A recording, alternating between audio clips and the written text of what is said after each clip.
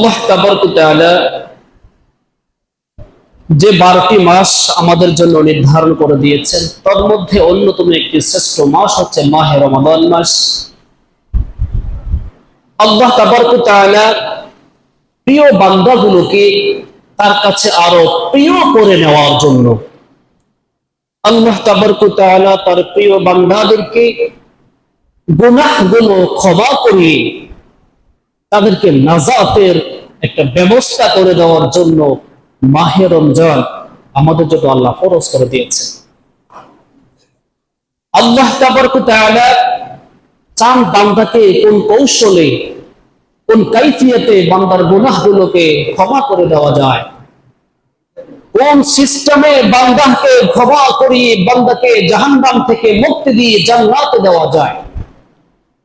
এই জন্য আল্লাহ তাবারক ওয়া তাআলা কুরআনুল কারীমে ইরশাদ করবেন, ইয়া আইয়ুহাল্লাযীনা আমানু কুতিবা আলাইকুমুস সিয়াম। আল্লাহ বলতেছেন, হে ঈমানদার মুমিন বান্দারা, তোমাদের উপর রোজাকে ফরজ করা হয়েছে, কামা কুতিবা আলাল্লাযীনা মিন ক্বাবলিকুম, তোমাদের ইতিপূর্বেও যারা ছিল তাদের উপরেও রোজা ফরজ করে দেওয়া হয়েছিল, লাআল্লাকুম তাত্তাকুন, যাতে করে তোমরা পরহেজগার মুত্তাকি হতে পারো। আয়াত দ্বারা বোঝা যায় আমাদের পূর্ববর্তী পুরুষের উপরেও রোজা ফরজ ছিল, কিন্তু উদ্দেশ্য হচ্ছে একটাই, লাআল্লাকুম তাত্তাকুন, যাতে করে আমরা পরহেজগার মুত্তাকি হতে পারি। এই রমজান মাসের উসিলায় আমরা জীবনের গুনাহগুলো মিটিয়ে দেব। এই রমজান মাসে মানুষ যারা বাকি মাসগুলোতে অন্যায় অপরাধ করেছিল, এই রহমতের মাস, নাজাত এবং মাগফিরাতের মাস যখন মুমিনের দ্বারে এসে যায়, মুমিন গুনাহগুলো থেকে অনুশোচনা হয়ে বাকি 11টি মাস কত গুনাহ করেছি, অন্যায় করেছি, অপরাধ করেছি, এই রহমতের মাস যখন এসে যায়, বান্দা তখন আল্লাহর সাথে সম্পৃক্ত হওয়ার জন্য এবং মুত্তাকি হওয়ার জন্য এই মাসগুলোতে বান্দা বেশি বেশি করে নেক আমল বাড়িয়ে দেয়। তাহলে এই রহমতের মাস, হাদিসের ভাষা প্রথম 10 দিনকে রহমত, মাঝখানে 10 দিনকে মাগফিরাত, শেষ 10 দিনকে নাজাত। রহমত আমাদের থেকে বিদায় নিয়েছে, মাগফিরাত শুরু হয়েছে। জানি না আমাদের রোজাগুলো কবুল হয়েছে কিনা, আমাদের গুনাহগুলো ক্ষমা হয়েছে কিনা। এই রমজানে যদি আমি আপনি জীবনের গুনাহগুলোকে ক্ষমা করাতে না পারি, আসমানের নিচে জমিনের উপরে আমার আপনার মতো হতভাগার কেউ নেই। عن أبي هريرة رضي الله تعالى عنه قال قال رسول الله صلى الله عليه وسلم إذا دخل رمضان فتحت أبواب السماء। আল্লাহর হাবিব আর নবী মুহাম্মদ রাসূলুল্লাহ সাল্লাল্লাহু আলাইহি ওয়াসাল্লাম 1000 বছর আগে তিনি বলেছেন, ইদা দাখালা রমাদান ফুতিহাত আবওয়াবুস সামা, যখন রমজান মাস শুরু হয়ে যায় আসমানের সমস্ত দরজাগুলো খুলে দেওয়া হয়। وفي رواية إذا دخل رمضان فتحت أبواب الجنة وغلقت أبواب جهنم। আল্লাহর হাবিব বলেছেন, যখন রমজান মাস শুরু হয় জান্নাতের সমস্ত দরজাগুলো খুলে দেওয়া হয় আর জাহান্নামের সমস্ত দরজাগুলো বন্ধ করে দেওয়া হয়।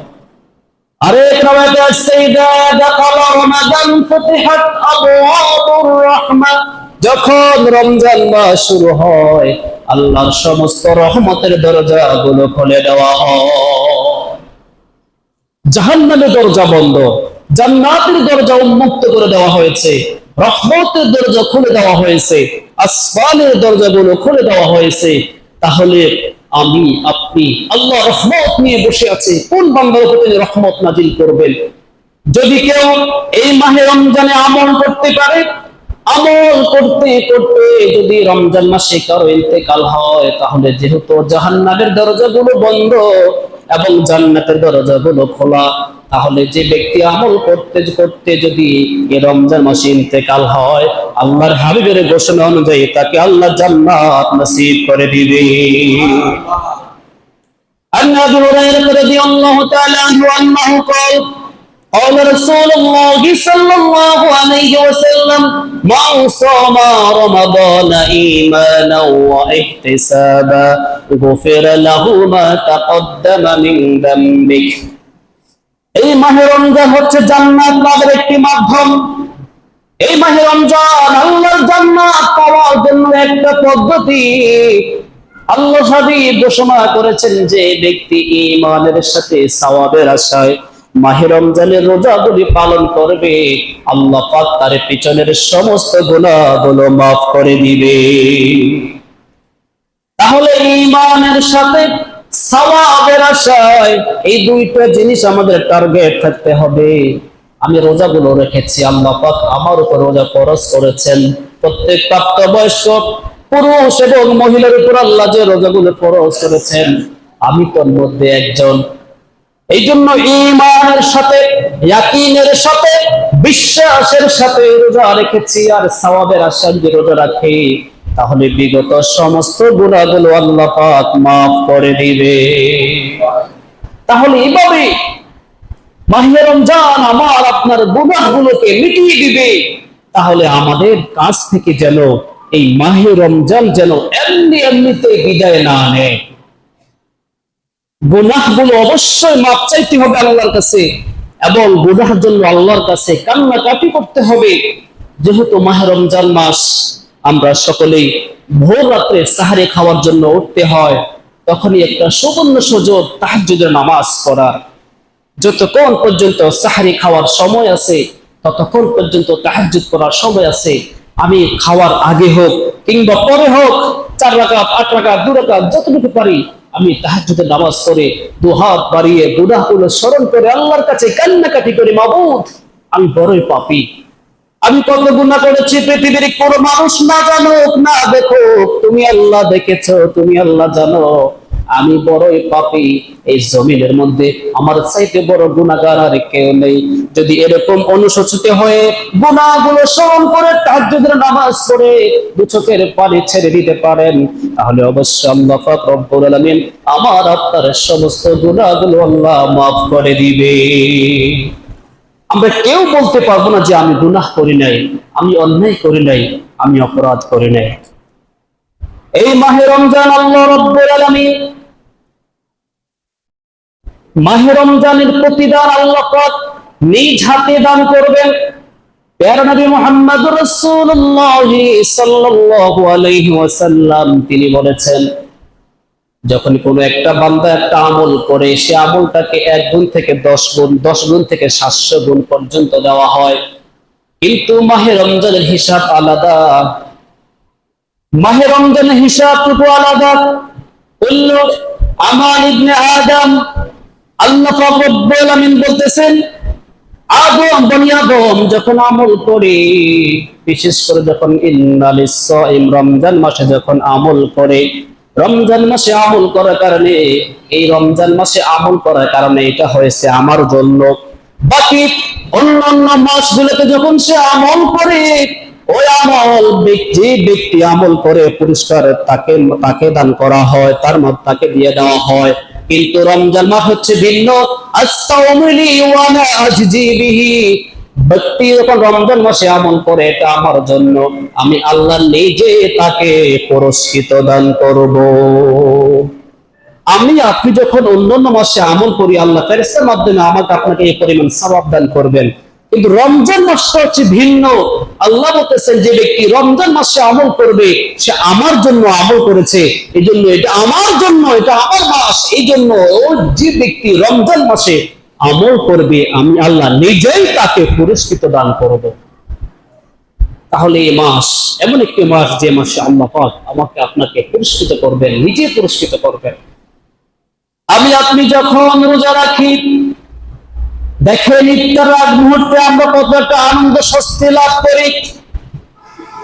সারা বিশ্বের যে সমস্ত মুসলমান গুলো সারাদিন উপবাস থেকে ইফতারের আগ মুহূর্তে যখন ইফতার নিয়ে বসে থাকে, আমার আল্লাহ পাক তখন গর্ব করে ফেরেশতাদেরকে ডাক দিয়ে বলতে থাকেন, রে ফেরেশতারা দেখো আমার বান্দাগুলো কি করতেছে। ওই ফেরেশতাগুলো ডাক দিবে, আল্লাহ আপনার বান্দাগুলো সারাদিন রোজা রেখেছে, এখন ইফতারের আগ মুহূর্তে ইফতার গুলো নিয়ে বসে আছে। আল্লাহ পাক ডাক দিয়ে বলবেন, রে ফেরেশতারা আমার এই বান্দাগুলো সারাদিন উপবাস ছিল, কত ক্ষুধার্ত, তারা ইফতার করতেছে না কেন? এবার ফেরেশতারা ডাক দিবে, আল্লাহ আপনার এই বান্দাগুলো সারাদিন উপবাস ছিল, রোজা রেখেছে, আপনার হুকুম পালন করেছে, আবার আপনার হুকুম না পাওয়া পর্যন্ত, অর্থাৎ হুকুম না পাওয়া পর্যন্ত তার রোজাটা ভাঙবে না। আবার আল্লাহ ডাক দিয়ে বললেন, রে ফেরেশতারা আমার এই বান্দা বড় ক্ষুধার্ত, বড় তৃষ্ণার্ত, সারাদিন রোজা রেখেছে, কত কষ্ট করেছে, মাঠে ঘাটে কাজ করেছে, পারিবারিক সাংসারিক ভাবে অনেক কাজ করেছে, সেটা ইচ্ছে করলে খাবারটা খেতে পারতো, তারা খায় না কেন? ও আল্লাহ এখনো অর্ডার হয় নাই, এখনো খাবার জন্য আদেশ করা হয় নাই। এবার আল্লাহ ডাক দিয়ে বলবেন, রে ফেরেশতারা আমার যে বান্দাগুলো সামনে ইফতার নিয়ে বসে আছে, অনেক পিপাসার্ত, সে খাচ্ছে না, সে কি আমি আল্লাহকে দেখেছে কিনা? কয় না আল্লাহ, তারা আপনাকে দেখে নাই, আপনাকে না দেখেও আপনাকে ভয় করে তারা এখন রোজাটা ভাঙতেছে না। এবার আল্লাহ বলবেন, রে ফেরেশতারা তোমরাই তো বলেছিলে আমি কেন জমিনের মধ্যে মানুষ সৃষ্টি করব, আপনি কেন অযথা মানুষ সৃষ্টি করবেন? তারা জমিনের মধ্যে মারামারি করবে, ফিতনা করবে, কোবাকুবি করবে। এই ফেরেশতারা দেখো আমার এই বান্দারা আমি আল্লাহকে দেখে নাই, তোমরা আমি আল্লাহকে দেখেছো, কিন্তু আমার বান্দারা আমাকে দেখে নাই, না দেখেও তারা ইফতার করতেছে না যতক্ষণ পর্যন্ত না আদেশ না হবে। এর ফেরেশতারা সাক্ষী থাকো, সাক্ষী থাকো, আমার যে সমস্ত বান্দারা আমি আল্লাহকে ভয় করে রোজা রেখেছি, এখন ইফতার করে নাই, যখন ইফতারের সময় হবে ইফতার করবে, জেনে রাখো আমি আর এই বান্দারা আমি আল্লাহকে ভয় করার কারণে আমি আল্লাহ তাদের জীবনের সমস্ত গুনাহগুলো মাফ করে দেব। শুধু তাই নয়, এবং আমার এই বান্দাগুলোকে আমি আল্লাহ নিজে তাদেরকে পুরস্কৃত করব। তাহলে আল্লাহ আমাদের গুনাহগুলো মাফ করে দিবেন, আল্লাহ নিজেই আমাদেরকে পুরস্কৃত করবেন। তাহলে এই মাহে রমজান আমাদের কাছ থেকে যদি এমনিতে যদি বিদায় নিয়ে নেয়, তাহলে বুঝতে হবে আমার আপনার জন্য কপাল পড়া, এটা একেবারেই কপাল পড়া। এই মাহে রমজান এমন একটি মাস, যে মাসে একটি নফল করলে একটি ফরজের সওয়াব, একটি ফরজ আদায় করলে 70টি ফরজের সওয়াব। কেমন কথা! অন্য মাসে আমি আপনি একটা নফল করলে একটা নফলের সওয়াব, একটা ফরজ করলে একটি ফরজের সওয়াব, কিন্তু মাহে রমজান এমন একটি মাস, একটা নফল করলে একটা ফরজের সওয়াব, একটা ফরজ করলে 70টা ফরজের সওয়াব।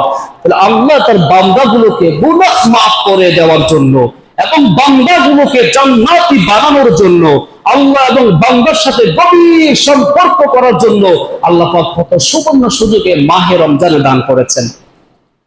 তাহলে এই মাহে রমজান আমার আপনার মাঝে আগমন করেছে। আল্লাহ তাবারক ওয়া তাআলা তার যে 8টা জান্নাত রয়েছে, তার মধ্যে এক জান্নাতের একটি দরজার নাম রয়েছে জান্নাতুল বাবে রায়্যান। যারা রোজা রাখবে তারা ওই সমস্ত দরজা দিয়ে রওনা করবে। قال رسول الله صلى الله عليه وسلم إن جنة ثمانية أبواب, নিশ্চয় জান্নাতের 8টি দরজা রয়েছে। বাবু সাম্মাহা রায়্যান, তার মধ্যে একটি দরজার নাম রয়েছে রায়্যান। লা ইয়াদখুলুহু ইল্লা সায়িমুন, একমাত্র যারা রোজা রেখেছে আল্লাহকে খুশি করার জন্য, তারাই একমাত্র রায়্যান নামক দরজা দিয়ে আল্লাহর জান্নাতে প্রবেশ করবে।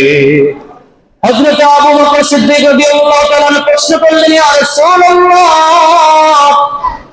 এমন কি কোন বান্দা নেই যে সমস্ত দরজা দিয়ে, তার যেটা দিয়ে মন চায়, কিংবা সমস্ত দরজা দিয়ে জান্নাতে প্রবেশ করবে, এমন কি কেউ নেই?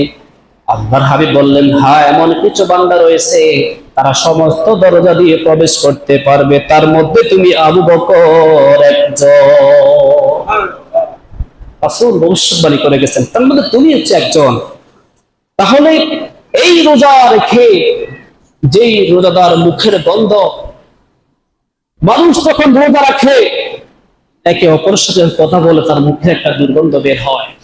আমার আল্লাহ বলতেছেন, ফেরেশতারা শোনো, আমার যে বান্দাটা সারাদিন রোজা রেখেছে, কিছুই খায় নাই, সে মুখটাকে একটু ভালো করে ধুতেও পারে নাই, ব্রাশ করে নাই, কিন্তু তার মুখে একটা দুর্গন্ধ। ফেরেশতারা শোনো, আমি আল্লাহর কাছে আমার এই রোজাদার বান্দার মুখের দুর্গন্ধটা আমি আল্লাহর কাছে মেশকি আম্বরের চাইতে অধিক দামি। রোজাদারের মুখের দুর্গন্ধটা আমার আল্লাহর কাছে মিষ্টি আম্বরের চাইতে অধিক দামি। তাহলে কেমন রোজাদার, কেমন ব্যক্তি! এই মাহে রমজানে যদি আমি আপনি রোজা রাখি, কোরআন তেলাওয়াত করি, এই কোরআন তেলাওয়াত আমাকে আপনাকে কিয়ামতের যখন আমাকে আপনার কবরে রাখা হবে, এবং এই রমজান গুলো আমাকে আপনাকে যখন কবরে রাখবে, সুপারিশ করবে। যখন আমাকে আপনাদের কবরে রাখা হবে, আল কোরআন ওয়াস সিয়াম ইয়াশফাআন লিল আবদ, কোরআন এবং সিয়াম বান্দার জন্য সুপারিশ করবে। ওয়াল কোরআন ইয়াকুল, কোরআন বলবে, ইয়া আল্লাহ ইন্নী মানাতুহুল লাইল, ও আল্লাহ আমি তাকে রাত্রে ঘুম থেকে বিরত রেখেছি। সারাদিন সে রোজা রেখেছে, রাত্রি বেলায় যখনই সুযোগ পেয়েছে আমি কোরআনকে সে তেলাওয়াত করেছে, এবং দিনের বেলাও যখন সে সুযোগ পেয়েছে কোরআন তেলাওয়াত করেছে। আল্লাহ ইয়াশফিআন শাফিয়ান ইয়াশফিআন, ও আল্লাহ আপনি আমার সুপারিশ কবুল করুন। আল্লাহ পাক রব্বুল আলামিন তখন ওই কোরআনের সুপারিশ আল্লাহ কবুল করে নেবেন। তার মানে আপনি যখন রোজা রাখবেন, রমজান মাসে কোরআন তেলাওয়াত করবেন, আপনার যখন ইন্তেকাল হবে, কবরে যাবেন, কবরে যখন আযাবের ফেরেশতারা আযাব দেওয়ার জন্য আসবে, তখন ওই কোরআন আল্লাহর কাছে সুপারিশ করবে, ওই রোজা, ওই সিয়াম আল্লাহর কাছে সুপারিশ করবে যে আল্লাহ এই লোকটা তো সারাদিন রোজা রেখেছে, আমি রোজাকে সে ভাঙে নাই, অনেক কষ্ট করেছে, মাঠে ঘাটে জমিনে সে কাজ করেছে, তারপরেও একটি রোজাও সে ভাঙে নাই। তখন রোজাও বলবে যে আল্লাহ আপনি আমার সুপারিশটুকু কবুল করুন। তখন আল্লাহ তাবারক ওয়া তাআলা ওই রমজানের ওই রোজার সুপারিশটুকু আল্লাহ কবুল করবেন। তাহলে এই রোজা, এই কোরআন তেলাওয়াত আমাকে আপনাকে কবরে সুপারিশ করবে। তাহলে শুধু রোজা রাখলে হবে না, আমাকে আরো কিছু আমল করতে হবে। কোরআন তেলাওয়াত সহ যে সমস্ত নেক আমলগুলি আছে, নফল ইবাদতগুলি আছে, আমরা সেগুলি আদায় করতে হবে, এগুলো আমরা করতে হবে। এমনই একটি সুবর্ণ সুযোগ তার কাছ থেকে জানি হাতছাড়ি হয়ে যায়, আমরা কেউ বলতে পারবো না আগামী রমজান আমরা পাবো কিনা, আগামী রমজান পর্যন্ত আমি বেঁচে থাকবো কিনা, নাকি এটাই আমার জীবনের শেষ রমজান, নাকি আজকের এই জুমাটাই আমার জীবনের শেষ জুমা, আজকের এই বৈঠকটাই আমার জীবনের শেষ বৈঠক। এই জন্য আমি আপনি সর্বদাই এই জিনিসটা মনে রাখতে হবে, আমি যে এখানে বসেছি, আমি যে এখান থেকে উঠতে পারবো এই গ্যারান্টি আমি দিতে পারবো না। হয়তো আমার এটাই জীবনের শেষ বসা, হয়তো আজকের জুমা আমার জীবনের শেষ জুমা, হয়তো এই রমজানটা আমার জীবনের শেষ রমজান। এইভাবে সব কিছুকে শেষ মনে করে আমাকে আপনাকে আগাতে হবে। এরপরে এই সুবর্ণ সুযোগ পাওয়ার পরেও যারা রোজা রাখে না, আজকে দেখা যায় অনেক মানুষ, আমরা আজকে রোজা থেকে অনেক দূরে, বিভিন্ন কাইফিয়ত আমরা দেখাই, বিভিন্ন অজুহাত আমরা দেখাই, কেন রোজা রাখতেছি না, আমার এই সমস্যা, আমার ওই সমস্যা। হযরত আবু উমামা রাদিয়াল্লাহু তাআলা হতে বর্ণিত, তিনি বলেন, আমি আল্লাহর হাবিব সাল্লাল্লাহু আলাইহি সাল্লামকে বলতে শুনেছি, রাসূল বলেছেন, আমি ঘুমিয়েছিলাম, আমি স্বপ্নে দেখতেছি দুজন লোক আমাকে হাতে ধরে একটা পাহাড়ের মধ্যে নিয়ে যাচ্ছে। নিতে নিতে আমাকে যখন একটা পাহাড়ের মধ্যে নিয়ে যাওয়া হলো, হঠাৎ করে আমি দেখলাম কি একটা বিকট আওয়াজ। আমি বললাম, আমাকে কোথায় নিয়ে যাচ্ছ? ওই যে পাহাড়ের উপর আপনাকে যেতে হবে। আল্লাহর হাবিব বললেন, আমি যেতে পারবো না। ওই দুইজন লোক বলল, আমরা আপনাকে সহযোগিতা করব। আল্লাহর হাবিবকে যখন ওই পাহাড়ের উপরে নিয়ে যাওয়া হলো, হঠাৎ করে আল্লাহর হাবিব একটা বিকট চিৎকারের আওয়াজ তিনি শুনতে পেলেন। আল্লাহর হাবিব বললেন, এটা কিসের আওয়াজ? নবীকে তখন ওই লোকগুলো সামনে নিয়ে যাওয়া হলো। আল্লাহর হাবিব বললেন, ফাকুনতু হাউলাই, এরা কারা? তখন ফেরেশতারা জবাব দিলেন, ও আল্লাহর রাসূল, এরা হচ্ছে ওই সমস্ত ব্যক্তিরা তারা রোজা রাখতো না, আর যদিও রোজা রাখতো, ইফতার হওয়ার আগে তারা রোজা, ইফতারের সময় হওয়ার আগে তারা রোজাটা ভঙ্গ করে ফেলতো। আল্লাহর হাবিব বললেন, আমি দেখলাম তাদের যে পায়ের পেশির মাংস মধ্যে রয়েছে, এই পায়ের মাংস পেশিতে লোহা দ্বারা ঝুলিয়ে তাদেরকে উপর দিকে রাখা হয়েছে। যে সমস্ত ব্যক্তিরা রোজা রাখতো না, এরা হচ্ছে ওই সমস্ত ব্যক্তি। তাহলে আল্লাহর হাবিব বললেন যে আমি স্বপ্নে দেখলাম যারা রোজা রাখতো না, আবার রোজা রাখলেও সময় হওয়ার আগেই তারা রোজাটা ভেঙে ফেলতো, রোজাটাকে তারা ইফতার সময় হওয়ার আগেই তারা ইফতার করে ফেলতো, ওই সমস্ত ব্যক্তিদেরকে রাসূল স্বপ্নে দেখলেন তাদেরকে এই শাস্তি দেওয়া হচ্ছে। তাহলে আমি আপনি যদি ইচ্ছাকৃতভাবে রোজাগুলো ভেঙে ফেলি, আন আলী রাদিয়াল্লাহু তাআলা আনহু, হযরত আলী রাদিয়াল্লাহু তাআলা তিনি বললেন, যদি কোনো ব্যক্তি মানসামা মুতাআম্মিদান, যদি কোনো ব্যক্তি ইচ্ছাকৃতভাবে একটি রোজা ভেঙে ফেলে, লা ইউসাফি, সে মুসাফির নয়, ওয়ালা মারাদিন, সে অসুস্থ নয়, সে মুসাফির নয়, ইচ্ছাকৃতভাবে সে রোজাটা ভেঙে ফেলেছে, হযরত আলী রাদিয়াল্লাহু তাআলা আনহু বলেছেন যে লা ইয়াকদিহি, এই একটা রোজা ভাঙার কারণে সে আজীবন যুগের পর যুগ কিয়ামত পর্যন্ত রোজা রাখলেও একটি রোজার হক আদায় হবে না, একটা রোজার হক আদায় হবে না। যদি কেউ ইচ্ছাকৃতভাবে একটা রোজা ভেঙে ফেলে, কিয়ামত পর্যন্ত যুগের পর যুগ যদি কেউ রোজা রাখে, একটা রোজার হক আদায় হবে না। যদি আপনি মুসাফির হন, অসুস্থ হন, সেটা ভিন্ন কথা, কিন্তু আপনি মুসাফির নন, আপনি অসুস্থ নন, কিংবা যে রোজা ভাঙার জন্য যে কাইফিয়াত গুলো রয়েছে, যাদের জন্য রোজা ভাঙা যায়, আপনি তাদের কাপড়ও পরেন নাই, এছাড়া যদি কেউ একটা রোজা মুতাআম্মিদান, ইচ্ছাকৃতভাবে একটা রোজা ভেঙে ফেলে, তাহলে যুগের পর যুগ রোজা রাখলেও একটা রোজার হক আদায় হবে না। তাহলে কেন অযথা আমরা রোজাগুলি ভঙ্গ করব? কেন অযথা আমরা আল্লাহর এই বিশাল নিয়ামত থেকে বঞ্চিত হব? সম্মানিত শুধু দেখা যাচ্ছে আমার ছেলে, আপনার ছেলে, আমার ভাই, আপনার ভাই রোজা রাখতেছে না, অথচ আমি সেই ঘরের একজন অভিভাবক, আমার সন্তান রোজা রাখতেছে না, আমার ভাই রোজা রাখতেছে না, যদি আমি সেদিকে যদি এই বিষয়ে মনোনিবেশিত না হই, কিংবা তাকে আমি কঠোর হুঁশিয়ারি দান না করি, তাহলে আমি রোজা রাখলেও আমি তার মতো হয়ে গেলাম। আমি রোজা রেখেছি, আমার সন্তান রোজা রাখে নাই, আমি কোনো পদক্ষেপ নেই নাই। আমি রোজা রেখেছি, আমার ভাই রোজা রাখে নাই, কোনো পদক্ষেপ নেই নাই, তাহলে আমার রোজাটাও তার মতোই, এটা না রাখার মতোই। ঠিক কোন দোকানদারও যদি রোজা রেখে দিনের বেলা সে তার দোকানের মধ্যে কোনো বেরোজগারিকে খাওয়ায়, সে রোজা রেখে ওই বেরোজগারির মতো না রাখার মতোই। আমি রোজা রেখেছি, আমি উপবাস, আমার দোকানে বসে আমার সামনে খাচ্ছি, আমি কিছুই বলতেছি না, আমার ব্যবসার দরকার। বাবা, আপনি হালাল ভাবে ব্যবসা করুন, আল্লাহ আপনাকে দু জাহানে আল্লাহ আপনাকে শান্তি দিবেন, এমন বরকত দান করবেন। আপনি যখন হালাল পন্থা ব্যবসা করবেন, হয়তো আপনি দিন দিন বড় হতে পারবেন না, আপনাকে আল্লাহ কষ্ট দিবে, বিভিন্ন পরীক্ষা দিবে, বিভিন্ন আল্লাহ আপনাকে কাইফিয়াতের মাধ্যমে আল্লাহ আপনাকে পরীক্ষা নেবেন, ধৈর্য আপনার মধ্যে আছে কিনা। না, আমাদের এখন দরকার হচ্ছে দিনে রাতারাতি আমাদের বড়লোক হওয়া দরকার। এই জন্য যদি কোনো দোকানদার ভাই, কোনো ব্যবসায়ী ভাই, যারা আমরা দোকানদার করি, খুব হুঁশিয়ার, সাবধান। হ্যাঁ, দোকান তো আমার খোলা রাখতে হবে, মুদি মালামাল বিক্রি করতে হবে। যদি কেউ কোনো কিছু ক্রয় করে, আপনার আমার সামনে যদি কেউ বক্ষণ না করে, এবং যদি আমি এই সমাজের একজন লোক, দেখা যায় আমার সমাজের মধ্যে অনেক মানুষ অপরভাবে খাচ্ছে, আমাকে একটা পদক্ষেপ নিতে হবে, না হলে কিয়ামতের ময়দানে আল্লাহ তাবারক ওয়া তাআলার কাছে আমাকে আপনাকে এই বিষয়ে জবাব করতে হবে। এই জন্য রোজা ভাঙবে কারা, সেটাও রাসূল 1000 বছর আগে আমাদেরকে বলে দিয়ে গেছেন। এক নম্বর হচ্ছে গর্ভবতী মহিলা, যে সমস্ত মা যারা গর্ভবতী এবং তাদের খুবই একেবারে নিকটবর্তী, দেখা গিয়েছে যদি সে রোজা রাখতে যায়, তার সন্তানটা ক্ষতি হয়ে যেতে পারে, বা অসুস্থ হয়ে যেতে পারে, বা কোনো সমস্যা হতে পারে, ওই অবস্থায় ওই মায়ের জন্য রোজা ভাঙা যায়। পরবর্তী সময় সে রোজা শুধু কাজা আদায় করবে, কাফারা লাগবে না। তাহলে ওই গর্ভবতী মহিলা।